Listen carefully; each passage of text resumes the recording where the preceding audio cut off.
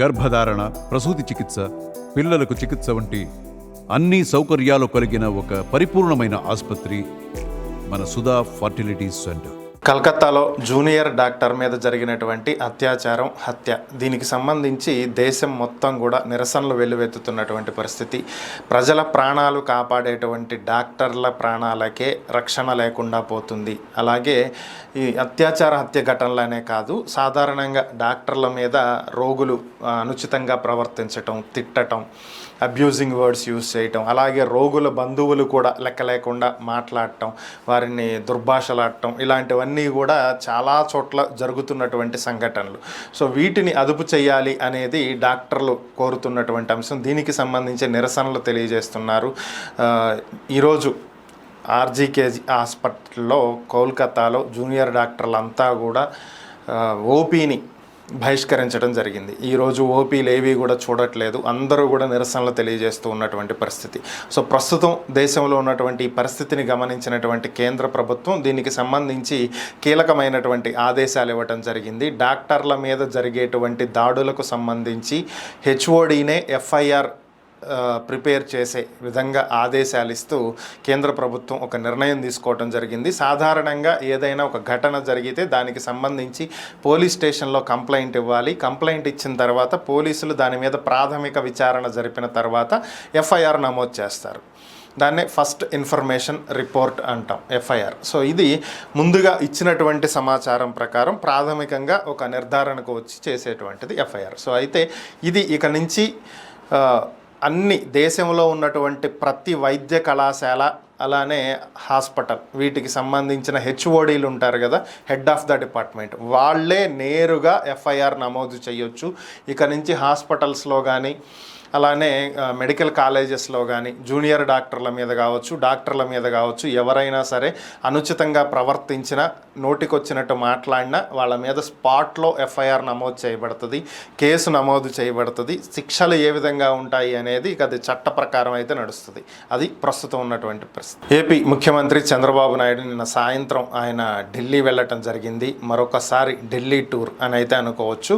ముఖ్యంగా నిన్న సాయంత్రం ఆయన కేంద్ర జలశక్తి శాఖ మంత్రి సిఆర్ పాటిల్ని కలవటం జరిగింది. పోలవరం ప్రాజెక్టుకి సంబంధించినటువంటి నిధులు, ప్రాజెక్టులో ముందుకు వెళ్లాల్సినటువంటి పరిస్థితి, వీటి గురించి ఆయనతో చర్చించినట్లుగా సమాచారం.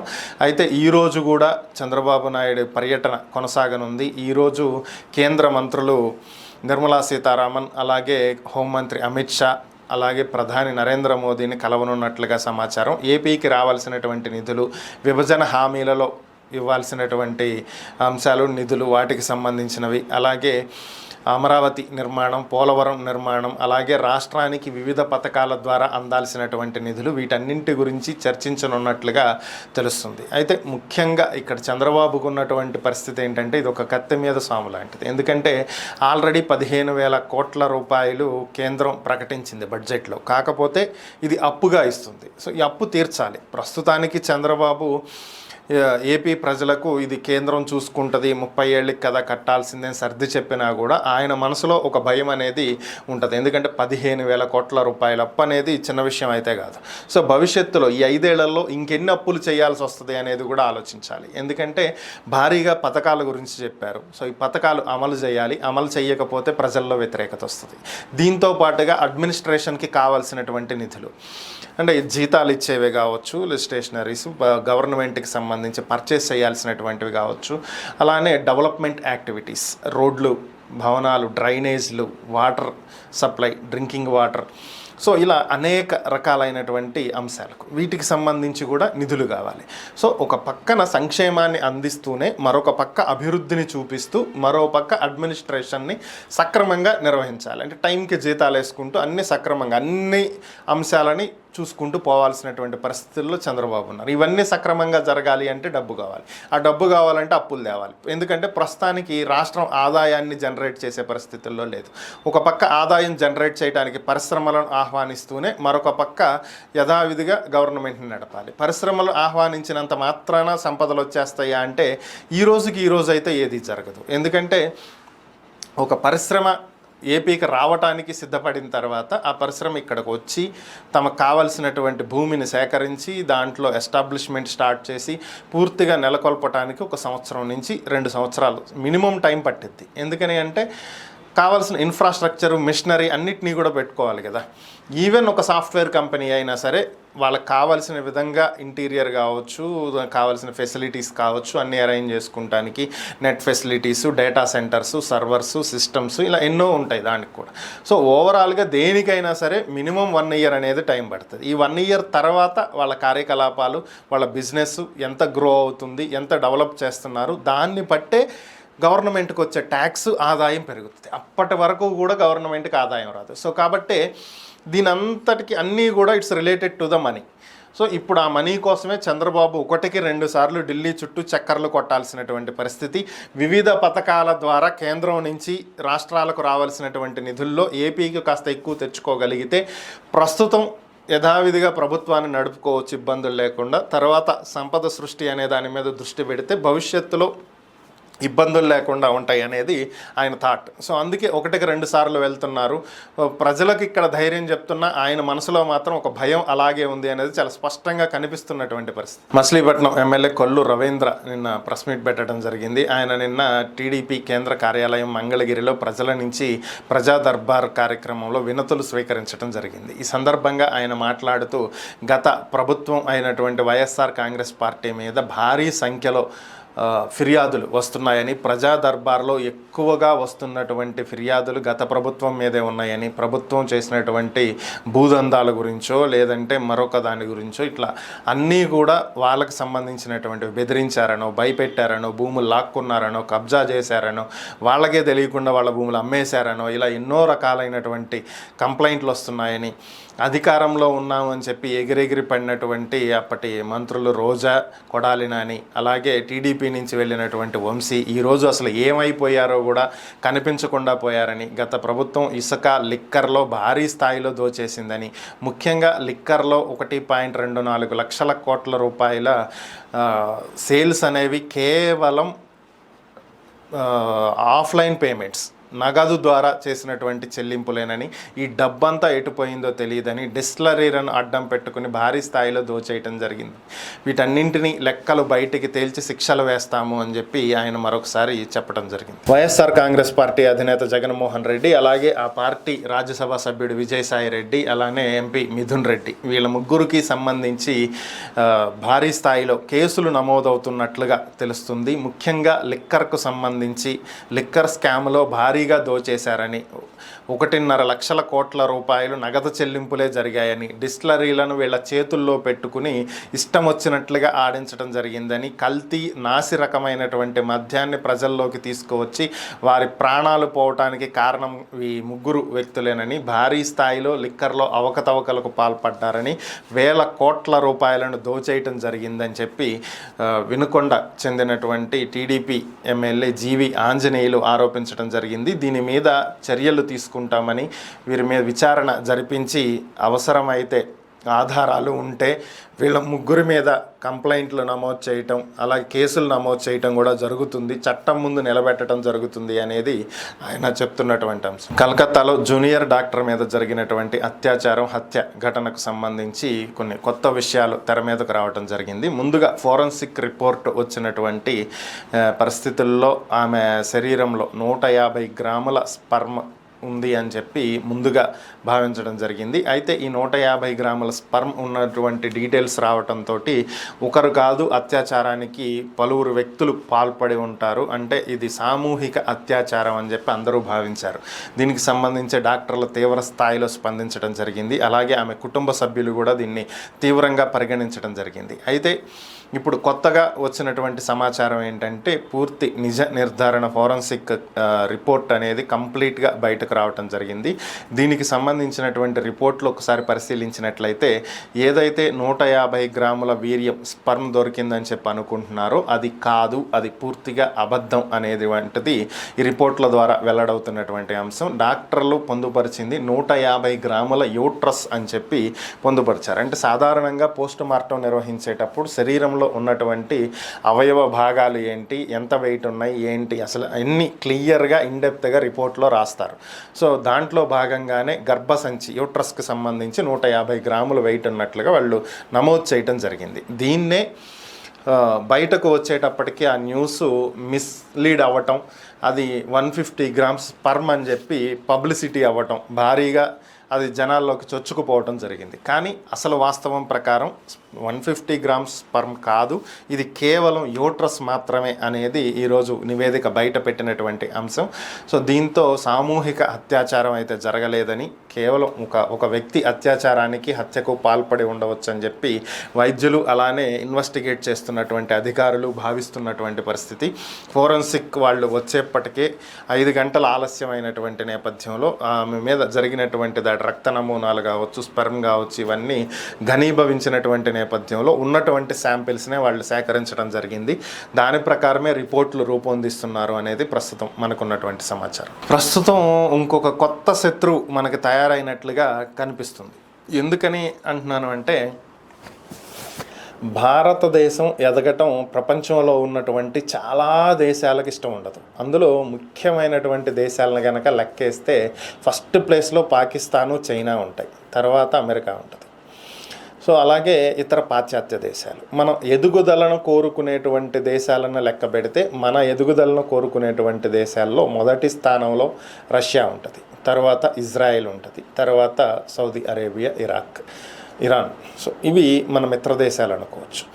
అయితే సింపుల్గా అర్థమయ్యేలా చెప్పాలి అంటే, ఒకప్పటి తూర్పు పాకిస్తాన్గా ఉన్నటువంటి ప్రస్తుత బంగ్లాదేశ్ని పాకిస్తాన్ చెర నుంచి విడిపించి దానికి కావలసినటువంటి సాయుధ సపోర్ట్ కూడా ఇచ్చి 1971లో పాకిస్తాన్తో యుద్ధం చేసి మరీ బంగ్లాదేశ్కి స్వాతంత్రం ఇప్పించినటువంటి దేశం భారతదేశం. ప్రపంచ దేశాల ఐక్యరాజ్య సమితి వేదిక మీద దీని గురించి ప్రస్తావించినప్పటికీ కూడా ప్రపంచ దేశాలు ఆ రోజు భారత్కి సపోర్ట్ చేయలే. అప్పటి ప్రధాని ఇందిరాగాంధీ డైనమిక్ డెసిషన్ కారణంగానే ఈరోజు బంగ్లాదేశ్ అనేటువంటి ఒక కొత్త దేశం 71లో రూపుదాల్చడం జరిగింది. అయితే అప్పటి నుంచి కూడా బంగ్లాదేశ్ ఎదుగుదల కోసం భారత్ కృషి చేస్తూనే ఉంది. సింపుల్గా చెప్పాలి అంటే, భారత్ చుట్టుపక్కల ఉన్నటువంటి అనేక దేశాలకు భారతే సహాయం చేసేది. నేపాల్ కావచ్చు, భూటాన్ కావచ్చు, బంగ్లాదేశ్ కావచ్చు, శ్రీలంక కావచ్చు, మయన్మార్ కావచ్చు, బర్మా, తైవాన్, మాల్దీవ్స్, ఇలా చుట్టుపక్కల ఉన్నటువంటి అనేక దేశాలు, ఆఫ్ఘనిస్తాన్తో కలిపి, ఆఫ్ఘనిస్తాన్లో కూడా భారత్ ఎన్నో డ్యాములు నిర్మించింది. ఆ దేశ అభివృద్ధి కోసం బ్రిడ్జిలు, డ్యాములు ఎన్నో నిర్మించడం జరిగింది. సో ఇలా చుట్టుపక్కల ఉన్నటువంటి ప్రతి చిన్న చిన్న దేశాలను కాపాడుకుంటూ వస్తుంది భారత్. అలాంటిది చుట్టూ ఉన్నటువంటి దేశాలన్నింటినీ శత్రువులుగా మారిస్తే భారత్ని ఆక్రమించటం కావచ్చు, ఎదగనివ్వకుండా చేయటం కావచ్చు ఈజీ అవుతుంది అనేది శత్రు దేశాల యొక్క లక్ష్యం. సో దాంట్లో భాగంగానే ఒకవైపు పాకిస్తాన్, మరొక వైపు చైనా శ్రీలంకకు అప్పులు ఇచ్చి దానికి కావలసిన విధంగా చేసి చివరికి శ్రీలంక నెగిటివ్ చేయాలని చూశారు. అక్కడ ఏర్పడినటువంటి పరిస్థితులు, సివిల్ వార్ కారణంగా శ్రీలంకను మరలా భారతే ఆదుకోవాల్సి రావటం, శ్రీలంక ప్రస్తుతం తటస్థంగా ఉన్నటువంటి పరిస్థితి. నేపాల్లో అదే పరిస్థితి చైనా క్రియేట్ చేసింది. ఇప్పుడు బంగ్లాదేశ్లో ప్రస్తుతం ఉన్నటువంటి పరిస్థితులు కనుక గమనించినట్లయితే, ప్రభుత్వం బంగ్లాదేశ్ కొత్తగా ఏర్పడిన తర్వాత ఎప్పుడూ కూడా బంగ్లాదేశ్ అనేది భారత్కు వ్యతిరేకంగా వ్యవహరించినటువంటి సందర్భాలు చాలా చాలా తక్కువ. అయితే ఇప్పుడు ప్రస్తుతం ఎలా ఉందంటే పరిస్థితి, భారత్ వ్యతిరేక నినాదాలతో బంగ్లాదేశ్ మారుమోగుతున్నటువంటి పరిస్థితి. సింపుల్గా ఇటీవల జరిగినటువంటి అల్లర్లలో, ఆందోళనలో హిందువులే టార్గెట్గా భారీ స్థాయిలో హత్యలు, అత్యాచారాలు జరిగినటువంటి పరిస్థితి. సో వీటన్నింటికీ కారణం ఏంటంటే భారత్ వ్యతిరేక విధానాలను ప్రోత్సహించటం, దానికి వెనకుండి నడిపిస్తున్నటువంటి చైనా. ఇది ప్రధానంగా ఉన్నటువంటి వార్త. బంగ్లాదేశ్తో భారత్ సుదీర్ఘమైనటువంటి సరిహద్దును పంచుకుంటూ ఉంది. సో ఈ నేపథ్యంలో బంగ్లాదేశ్ని గనక చైనా చెప్పు చేతల్లోకి తెచ్చుకోగలిగితే, భారత్తో ఏదో ఒక గొడవ పెట్టుకుంటానికి కానీ, దాడులు చేయటానికి కానీ చైనాకు చాలా వెసులుబాటు కలుగుతుంది. సో అందుకే బంగ్లాదేశ్లో ఉన్నటువంటి యువతను రెచ్చగొట్టడం, కొంతమంది రాజకీయ నాయకులను వారి గుప్పెట్లో పెట్టుకుని అక్కడ ఉన్నటువంటి పరిస్థితులను అల్లకల్లోలం సృష్టించి ఆందోళనలు చెలరేగేలా చేసి ప్రభుత్వాన్ని అస్థిరపరిచి దాని ద్వారా వారికి అనుకూలంగా ఉన్నటువంటి వారిని ఆ గద్దెనెక్కించి వారికి అనుకూలంగా నడుపుకునేటువంటి ప్రయత్నం. సో ఇదే ప్రస్తుతం కనిపిస్తున్నటువంటి పరిస్థితి. మరి కొత్తగా తయారవుతున్నటువంటి ఈ శత్రువుతో భారత్ ఏ విధంగా ఎదుర్కొంటుంది అనేది అయితే చూడాలి. Mysore urban development authority MUDA, దీనికి సంబంధించి భూముల కేటాయింపుల్లో అవకతవకలు జరిగినాయి అంటూ ఇటీవల కర్ణాటక గవర్నమెంట్కి సంబంధించి కర్ణాటక గవర్నర్ దీని మీద విచారణకు ఆదేశిస్తూ దీని మీద వివరణ కోరుతూ ఇచ్చినటువంటి నేపథ్యంలో దీనికి కర్ణాటక అసెంబ్లీ ఈ నోటీసులను మేము తిరస్కరిస్తున్నాము, గవర్నర్కి ఆ అవకాశం లేదు అని చెప్పి వాళ్ళు అప్పట్లో తీర్మానం చేసిన విషయం అందరికీ తెలిసిందే.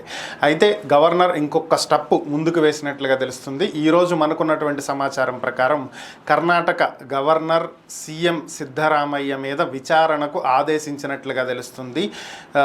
జనరల్గా ఒక ముఖ్యమంత్రి స్థాయి అధికారిని పోలీసులు విచారణ చేయాలి అంటే గవర్నర్ అనుమతి తప్పనిసరి. ఇది ప్రోటోకాల్, చట్ట ప్రకారం ఏదైనా సరే పోలీస్ వ్యవస్థ కానీ, అవినీతి నిరోధక శాఖ కావచ్చు, సిబిఐ కావచ్చు, ఎవరైనా సరే విచారణ జరపాలి అంటే, ముఖ్యమంత్రి స్థాయి వ్యక్తిని విచారణ చేయాలి అంటే గవర్నర్ ఖచ్చితంగా అనుమతి ఇవ్వాలి. అరెస్ట్ చేయాలన్నా కూడా గవర్నర్ అనుమతి కావాలి. అయితే గవర్నరే విచారణ చేయమని ఆదేశాలు ఇచ్చినటువంటి నేపథ్యంలో సీఎం సిద్ధరామయ్య ఏసీబీ అధికారుల ముందు విచారణకు హాజరవ్వాలి, దీనికి సంబంధించినటువంటి వివరాలను ఏసీబీకి ఇవ్వాలి అనేది ప్రస్తుతం ఉన్నటువంటి సమాచారం. ఆయన్ను విచారించడానికి అవినీతి నిరోధక శాఖ ఏసీబీ అధికారులు సిద్ధంగా ఉన్నట్లు తెలుస్తుంది. వైఎస్ఆర్ కాంగ్రెస్ పార్టీని బలహీనపరచడానికి టీడీపీ తనకున్నటువంటి అన్ని రకాల ప్రయత్నాలని కూడా ఉపయోగిస్తుంది. మనం కొద్ది రోజుల క్రితమే చెప్పుకోవటం జరిగింది. గతంలో వైసీపీ అధికారంలో ఉన్నప్పుడు వైనాట్ కుప్పం అని అన్నప్పుడు టీడీపీ కూడా వైనాట్ పులివెందుల, ఇది మనందరికీ తెలిసిందే. వైనాట్ 175 పక్కన పెట్టేసేస్తే 175 ఎవరికి రావని మనం ఆ రోజు మాట్లాడుకున్నాం. ఈరోజు అదే మాట్లాడుకుంటాం, భవిష్యత్తులో కూడా ఇదే మాట్లాడుకుంటాం. ఎందుకంటే 175కి 175 ఏ పార్టీ గెలవదు, అది సాధ్యమయ్యే అంశం కాదు. సో దాన్ని పక్కన పెట్టేసేస్తే టీడీపీ చాలా బలంగా ప్రయత్నం చేస్తుంది. గతంలో వైసీపీ ఏ విధంగా అయితే కుప్పంలో స్థానిక సంస్థల ఎన్నికల్లో అన్ని విషయాల్లో కూడా టీడీపీకి ఎదురెళ్ళిందో, ఏ విధంగా అయితే టీడీపీని బలహీనపరిచేటువంటి కార్యక్రమాలు చేపట్టిందో, ఇప్పుడు అదే టీడీపీ చేస్తున్నటువంటి పరిస్థితి. ఒక పక్క వైజాగ్లో ఉన్నటువంటి ఎమ్మెల్సీ ఎన్నికల్లో కూడా గట్టిగా పోటీ చేయాలని టీడీపీ భావించినప్పటికీ కూడా దీన్ని త్వరగా గ్రహించినటువంటి వైసీపీ అధినేత జగన్మోహన్ రెడ్డి తన పార్టీకి చెందినటువంటి ఓటర్లను ఆయన ముందుగానే జాగ్రత్త పరుచుకోగలిగారు. దాంతో ఫలితంగా ఉన్నటువంటి వాళ్ళని కొనలేనటువంటి పరిస్థితుల్లో టీడీపీ వెనక్కి తగ్గి చివరి నిమిషంలో మేము గౌరవప్రదమైనటువంటి హుందాతనమైనటువంటి రాజకీయాలు చేయదలుచుకున్నాము, అందుకే ఈ పోటీ నుంచి విరమించుకుంటున్నామని చెప్పారు. కానీ వాస్తవానికి ఏంటంటే చివరి నిమిషం వరకు కూడా ప్రయత్నం చేశారు.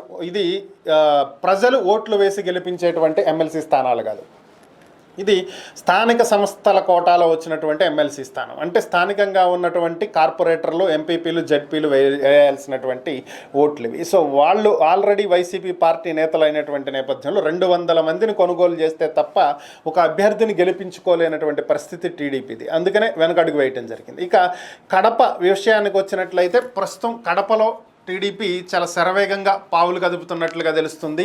కడపలో మొత్తం 50 స్థానిక సంస్థలకు సంబంధించినటువంటిది 50 జడ్పీ స్థానాలు ఉన్నాయి. ఇందులో జడ్పీ చైర్మన్ అమర్నాథ్ రెడ్డి గత ఎన్నికల్లో పోటీ చేయడం జరిగింది ఎమ్మెల్యేగా. సో అందుకే ఆయన తన పదవికి రాజీనామా చేశారు. సో ఈ పదవి ఖాళీగా ఉంది. దీంతో పాటుగా మొత్తం 50 జడ్పీలను కూడా టీడీపీ తమ అనుకూల వర్గీయులు, అక్కడ స్థానికంగా ఉన్నటువంటి టీడీపీ నేతలు టీడీపీలోకి లాగటానికి శాయశక్తులా ప్రయత్నిస్తున్నారనేది ప్రస్తుతం మనకున్నటువంటి సమాచారం. ఇప్పటికే 5 జడ్పీటీసీలు టీడీపీలో చేరినట్లుగా తెలుస్తుంది, మరొక జడ్పీటీసీ బీజేపీలో చేరినట్లుగా తెలుస్తుంది, మరికొంతమంది చేరటానికి సిద్ధంగా ఉన్నట్లుగా తెలుస్తుంది.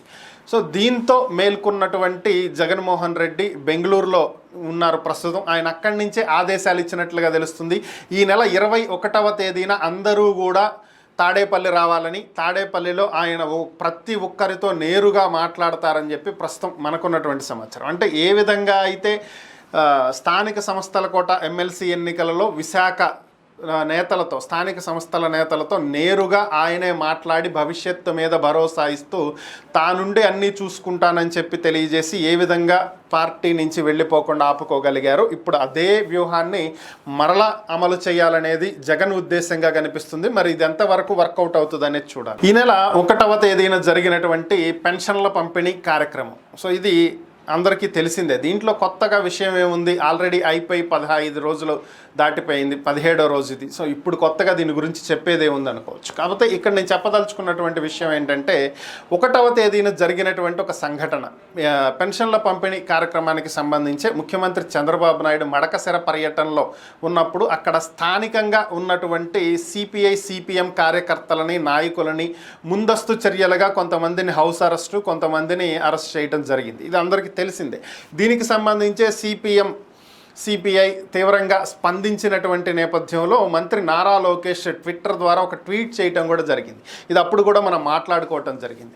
మాది గత ప్రభుత్వం లాంటి పరదాల ప్రభుత్వం కాదు మాది. సో దానికి అలవాటు పడినటువంటి కొంతమంది పోలీస్ అధికారులు ఇంకా అలాంటి చర్యలకే పాల్పడుతున్నారు. ప్రజా గొంతుకలను మూయించేటువంటి ప్రభుత్వం మాది కాదు. ప్రజా సంఘాలు, ప్రజా ప్రతినిధులు, అలాగే ప్రతిపక్ష నేతలు, వీళ్ళందరికీ స్వేచ్ఛా వాయువులు మా ప్రభుత్వంలో ఉంటాయి. వీళ్ళంతా వాక్ స్వేచ్ఛ ఉపయోగించుకోవచ్చు. నిరసనలను తెలియజేయటం వాళ్ళ ప్రాథమిక హక్కు, దాన్ని మేము హరించం. భవిష్యత్తులో ఇలాంటి ముందస్తు చర్యలు, ముందస్తు అరెస్టులు లాంటివి ఉండవు. ప్రజా సంఘాలని అడ్డుకోము, ప్రజలని అడ్డుకోము, నిరసనల్ని అడ్డుకోము, ప్రతిపక్షాలని అడ్డుకోము. స్వేచ్ఛగా ఎవరి అభిప్రాయాలను వాళ్ళు పంచుకోవచ్చు అని చెప్పి లోకేష్ అప్పుడు తెలియజేయడం జరిగింది. పోలీస్ అధికారులకు కూడా నేను తెలియజేస్తాను, మమ్మల్ని క్షమించండి కామ్రేడ్ అని చెప్పి ఆయన కమ్యూనిస్ట్ నేతలకు ఒక పోస్ట్ పెట్టారు. సో దీంతో భవిష్యత్తులో ఇక ఇప్పుడు కూడా ఇలాంటి ముందస్తు అరెస్టులు, హౌస్ అరెస్టులు ఉండవని చెప్పి అందరూ భావించారు. అయితే మరి ఈ దురదృష్టమో అదృష్టమో మరి ఏం జరుగుతుందో తెలియదు. ప్రభుత్వం అధికారుల మీద నియంత్రణ కోల్పోతుందో, లేదంటే కావాలని చెప్పే నిర్లక్ష్య ధోరణి వ్యవహరిస్తుందో తెలియదు. కానీ 15వ తేదీ, జస్ట్ 2 days బ్యాక్, ఈ నెల 15వ తేదీన గుడివాడలో అన్న క్యాంటీన్ ప్రారంభోత్సవానికి చంద్రబాబు నాయుడు హాజరవటం జరిగింది. చంద్రబాబు నాయుడు గుడివాడ పర్యటన ఉంది అని తెలియగానే స్థానికంగా ఉన్నటువంటి సిపిఐఎం నేతలను పోలీసులు హౌస్ అరెస్ట్ చేయడం జరిగింది. మరొక్కసారి ఈ విషయమే బగ్గుమన్నటువంటి పరిస్థితి.